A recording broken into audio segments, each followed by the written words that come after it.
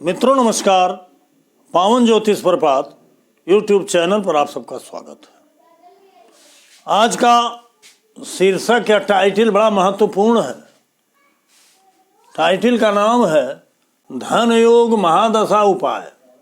धन योग महादशा उपाय रेमेडीज। मित्रों, अब तक हमने संकल्प लिया था कि लग्न से लेकर के 12 भाव तक के बारे में कुंडली दूंगा, वीडियो दूंगा। ये द्वितीय भाव पर मेरा धन योग पर मेरा चैप्टर चल रहा है, एपिसोड चल रहा है। आज का वीडियो एक उदाहरण कुंडली पर आधारित है और मैं आज आपको बताने वाला हूँ सीरियल से कि कुंडली का धन योग क्या है, महादशा से क्या संबंध है और उपाय क्या है और भाग्य से क्या संबंध है। ये 4 बिंदुओं पर आधारित आज की उदाहरण कुंडली है और आज का मेरी व्याख्या पूरी तरह से मैं आज समाहित करना चाहता हूँ कि इस छोटे से वीडियो में आपको पूरी जानकारी दे सकूँ। तो आइए हम मुख्य टॉपिक पे आते हैं, क्योंकि इसको विस्तार देने से, व्याख्या ज़्यादा करने से समय लंबा खिंच जाता है। देखिए, 4 टॉपिक पर मुख्य रूप से आधारित है यह वीडियो। धन योग, महादशा, उपाय और भाग्य। धन योग के लिए हमने कई वीडियो में बताया है कि 2, 6, 10, 11 ये भाव श्रेष्ठ होते हैं। 6 और 11 सर्वश्रेष्ठ होते हैं। 2 और 10 औसत दर्जे के होते हैं। मतलब अगर 6, 10, 11 आया तो भी श्रेष्ठ। लेकिन एक बात आपको समझना है कि 2 के साथ 10 हो, 2 के साथ 6 हो, 2 के साथ 11 हो, या 2 के साथ 6, 10, 11 हो, या 2 के साथ 10, 11 हो, द्वितीय से कनेक्शन होना चाहिए। क्योंकि अगर 2, 6, 10, 11 के अलावा भावों का कनेक्शन है, 8 का, 12 का, 1 का, तो कहीं न कहीं स्वास्थ्य संबंधी परेशानी आ जाती है। वो अलग बिंदु है, उस पर हम अलग से भी वीडियो देंगे, दिए भी हैं। इस नाते आज हमको इस बात पर ध्यान देना है कि कौन सा आसान उपाय है कि हम अपने भाग्य को चमका दें। और आसान उपाय वही है कि कैसे हम, आप सभी लोगों को एक चीज़ और बता दूं। एक संस्कृत का श्लोक है जिसे मुझे यहाँ नोट करना चाहिए था, मैं भूल गया और उसको यहाँ नोट किया हूँ, पढ़ के सुना दे रहा हूँ। ये बहुत ही प्रचलित श्लोक है। यस्यार्था तस्य मित्राणि, यस्यार्था तस्य बांधवा, यस्यार्था स पुमान लोके, यस्यार्थ स च पंडितः। इसका हिंदी अर्थ हुआ कि जिसके पास धन है उसी के पास मित्र है। यस्यार्था तस्य बांधवा, उसके पास बंधु बांधव है। यस्यार्था स पुमान लोके, और जिसके पास धन है वही लोक में पूजित है। यस्यार्था सच पंडित है, उसी को पंडित और ज्ञानी माना जाता है। यद्यपि ऐसा है नहीं, लेकिन आज पूजा धन की होती है। और जो भाग्य की बात आती है तो भाग्य का संबंध केवल 9वें भाव से ही नहीं है, बल्कि 12 भाव से मिलने वाले शुभ अशुभ फलों के बारे में भाग्य निर्धारण होता है। क्योंकि जो भाग्य और प्रारब्ध में आप लेके आते हैं 12 भाव के, लेकिन मेनली जो भाग्य को कैसे चमकाएं, भाग्य को कैसे जगाएं, तो आज हम उसी पर केंद्रित होते हैं कि अगर धन भाव को आपने जगा लिया तो सारे भावों को बल मिलेगा और सारी समस्याओं को निदान मिलेगा। तो आते हैं हम कुंडली आज की जो है। आगे बढ़ने से पहले आपसे अनुरोध है कि वीडियो को पूरा देखिए, स्किप करके मत भगाइए, क्योंकि हम इसमें सूत्रवत क्रमशः सब बातें बताएंगे और स्किप करके भगा के वीडियो आप देखते हो तो कोई सूत्र आपके समझ में नहीं आएगा, आपको कोई लाभ नहीं मिलेगा। इस नाते वीडियो को जरूर, जो भी जितने भी समय का वीडियो, मुझे खुद नहीं पता कितने समय की वीडियो है, आप पूरा वीडियो जरूर देखिए, मेरा आग्रह है। वीडियो पसंद आवे तो एक लाइक मेरे लिए बनता है। अगर आप आवश्यक समझें, उचित समझें तो मित्रों को भी शेयर कर दीजिए। वीडियो के नीचे का लाल बटन जो है उसे दबा करके सब्सक्राइब कर दीजिए अगर अब तक सब्सक्राइब नहीं किए हैं तो, और बगल में जो बेल आइकन आती है, ऑल का बटन आता है, उसे क्लिक कर दीजिए ताकि प्रत्येक वीडियो का नोटिफिकेशन तत्काल आप तक पहुंच जाए। आगे आते हैं वीडियो पर। देखिए, इसमें हमने एक कुंडली दिया है, उदाहरण कुंडली। इस जातक का जन्म हुआ है 9 जुलाई 1982 ईस्वी। टाइम ऑफ बर्थ है 5:35 AM। प्लेस ऑफ बर्थ है गोरखपुर, यूपी। देखिए लिखा हुआ। और इसका महादशा वर्तमान में बृहस्पति की चल रही है 16 फरवरी 2008 से 16 फरवरी 2024 तक। इस तरह से एक कुंडली है जिसमें हमने द्वितीय भाव के सबलाड को ही डाला है, क्योंकि हमारा आज का विषय धन विषयक ही है। और 9 ग्रहों का प्लैनेट्स सिग्निफिकेटर हमने दिया है, जो आपके सामने है।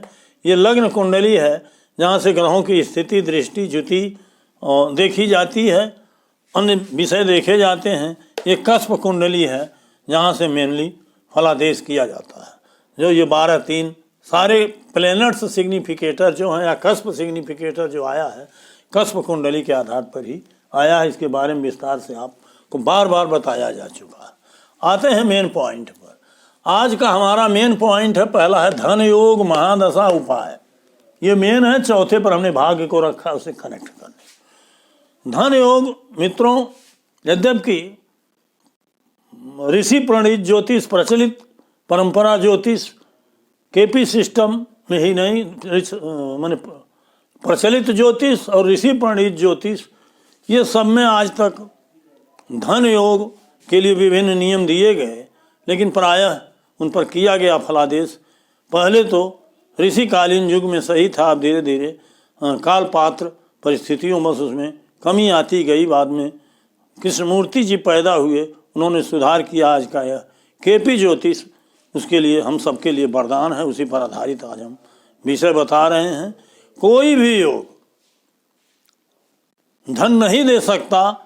जो योग मैं बता रहा हूँ, इससे आपको धन भी मिलेगा, आपको ज्ञान भी मिलेगा और आपका सम्मान भी बढ़ेगा। इससे आगे हम कुछ नहीं कहेंगे। तो आइए हम देखते हैं कि पहला है धन योग, अर्थात द्वितीय भाव का उपनक्षत्र स्वामी अगर 2, 6, 10, 11 इन भावों का कार्य सो सिग्निफिकेटर हो तो कुंडली में धन योग है। और जितना हमने बताया 6, 11 है तो बहुत अच्छा धन योग है। 2, 10 है तब भी औसत दर्जे का है।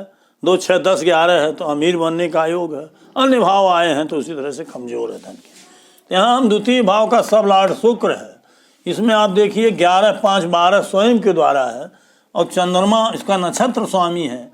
इसमें 8 और 2 भाव आया। 8वां अद्यप की आया है, लेकिन 11 और 2 भी आया है। इस नाते कुंडली में धन योग है। अन्य भाव भी आते हैं, उस पर डिस्कशन करने की जरूरत नहीं है। धन योग है इस कुंडली में। अब इसका मतलब है कि इसे ग्रो किया जा सकता है। जिसकी कुंडली मृतक हो, जिसमें कोई योग ही न बनता हो, और इसके अलावा कोई योग अगर आप पढ़ते हैं, तलाशते हैं इधर उधर, तो वो मृग तृष्णा है। उसे कोई मतलब नहीं है, क्योंकि ये नक्षत्र आधारित ज्योतिष है। उप नक्षत्र तक इसमें देखा जाता है। वर्तमान समय की वैज्ञानिक पद्धति है, इसकी मान्यता सर्वत्र है, हो रही है। आगे जाके ये ज्योतिष स्थापित होगी।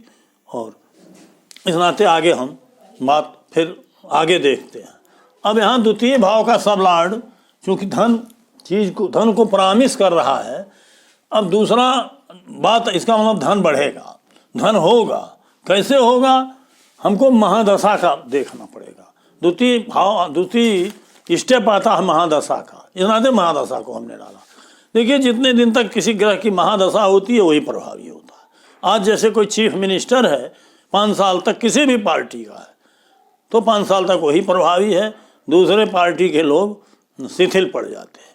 तो महादशा वही चीफ मिनिस्टर है वर्तमान का, जिसकी दशा चल रही है। और महादशानाथ में हमको तलाशना पड़ेगा कि क्या धन वर्धक भाव हैं, धन विषयक भाव हैं। तो महादशानाथ देखिए बृहस्पति है। ये बृहस्पति की दशा 16/2/2008 से 16/2/2024 तक पड़ी जातक पर। अभी फिलहाल साल भर तक बृहस्पति की दशा है। तो बृहस्पति में हमको तलाशना है कि बृहस्पति में कौन से भाव आए हैं। देखिए, बृहस्पति स्वयं के द्वारा 4, 7, 10 बता रहा है। राहु के नक्षत्र में है 12, 1, 4 बता रहा है। फिर राहु के उप नक्षत्र में है 12, 1, 4 बता रहा है। इस तरह से राहु भी राहु के नक्षत्र में 12, 1 मतलब बृहस्पति में 4, 7, 10 में 10वां भाव तो आया है, लेकिन नक्षत्र के माध्यम से 2, 6, 10, 11 में से कोई भाव नहीं आए हैं। इस नाते बार बार हमने बताया कि अगर नक्षत्र के माध्यम से 2, 6, 10, 11 आ रहा है तो श्रेष्ठ स्थिति रहेगी, क्योंकि बृहस्पति में वो श्रेष्ठ स्थिति नहीं दिखाई दे रही। इस नाते जातक को 15 सालों से धन की स्थिति से जूझना पड़ रहा होगा, अच्छे ज्योतिषी से सलाह नहीं मिला होगा, अच्छी राय नहीं ग्रो हो गया होता। लेकिन आज भी हम वर्तमान में बता रहे हैं कि अगर बृहस्पति जो दशानाथ है उसमें धन की स्थिति अच्छी नहीं है, तो जैसे अभी हमने बताया कि कोई चीफ मिनिस्टर है, मुख्यमंत्री है, अगर उसमें अच्छी स्थिति आपकी कंडीशन नहीं पट रही है तो आप उसके रिलेशनशिप में जाइए और जिससे आपका पट रहा है उसके माध्यम से अपना काम बनाइए, क्योंकि प्रभाव में वही। तो अब बृहस्पति के रिलेशन में कौन है इसको हमको तलाशना पड़ेगा। रिलेशन का मतलब होता है राशि, ज्युति, राशि, नक्षत्र, उप नक्षत्र, उप नक्षत्र, दृष्टि। यहाँ देखिए दशा स्वामी बृहस्पति का संबंध है, युति में कोई नहीं है। देखिए इसे युति और दृष्टि देखना पड़ेगा, लग्न कुंडली से देखिए बृहस्पति के साथ कोई नहीं है, और राशि में कोई नहीं है। बृहस्पति की 2 राशियाँ हैं, धनु और मीन। यहाँ केतु तो बैठा है और मीन में कोई नहीं है। केतु का बैठना प्राय हम लोग केतु और राहु को अवॉइड करते हैं, नहीं मिलता है कोई तभी उसको चूज करते हैं। और नक्षत्र में कोई नहीं है पूरे, इसमें देख लीजिए बृहस्पति के नक्षत्र में है सूर्य है, वहाँ हमने लिख दिया कोई नहीं, लेकिन सूर्य में उतनी अच्छी स्थिति नहीं है। 12, 3, 4, 7, 10 तो है, लेकिन 6, 11 नहीं आया है। ये नाते सूर्य को हम नहीं लिए। फिर उसके बाद बृहस्पति के उप नक्षत्र में भी कोई नहीं दिखाई दे रहा। उप नक्षत्र में भी हमने सर्च किया है, नहीं है। इस तरह से राशि, नक्षत्र, उप नक्षत्र में कोई नहीं, युति में कोई नहीं। अब दृष्टि हमने देखा इस कुंडली में, आप भी देखिएगा कुंडली का चार्ट बना के। दृष्टि बृहस्पति की 9वीं दृष्टि में 3 ग्रह दिखाई दे रहे हैं, सूर्य, राहु, बुध। अब सूर्य, राहु, बुध का डिग्री हमने दिया है। बृहस्पति की डिग्री है मिथुन राशि में ही तीनों है। बृहस्पति की डिग्री है 7 अंश 7 कला 1 विकला।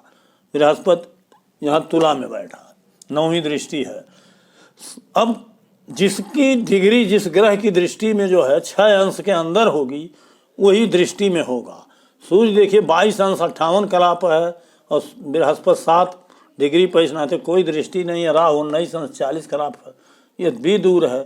बुध 5 डिग्री 40 कला 47 विकला पर है और बृहस्पति 7 डिग्री, 2 कला का अंतर है, अर्थात बृहस्पति की दृष्टि बुध पर पड़ रही है।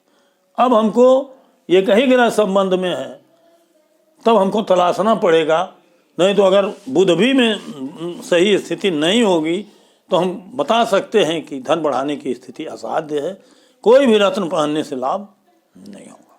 तो बुध की स्थिति देखिए, बुध यहाँ 12-1-4, बुध 12-1-4 में बैठा है, लेकिन नक्षत्र के माध्यम से 4, 6, 11 आया है। देखिए स्वयं के द्वारा 2m नंबर का फल मिलता है। नक्षत्र में बहुत विस्तार से जाने के लिए बड़ी लंबी हो जाएगी भी। नक्षत्र के माध्यम से 4, 6, 11 है, अर्थात 4, 6, 11 ये श्रेष्ठ स्थिति है। चौथा स्थान भी बढ़िया है भूम भवन वाहन सुख के लिए, लेकिन 6, 11 इसमें आया है। ये नाते बुध में हमें आशा की किरण दिखाई दी, लेकिन इतने से काम नहीं चलेगा। अगर बुध का उप नक्षत्र स्वामी सपोर्ट नहीं करेगा तो 4, 6, 11 आना भी बेकार है, भले नक्षत्र में आए। तो उप नक्षत्र स्वामी चंद्रमा है जो अपने ही नक्षत्र में बैठा है। चंद्रमा में 8-2 तो आया है। चंद्रमा में चंद्रमा में 8-2 आया है। फिर चंद्रमा अपने ही नक्षत्र में है।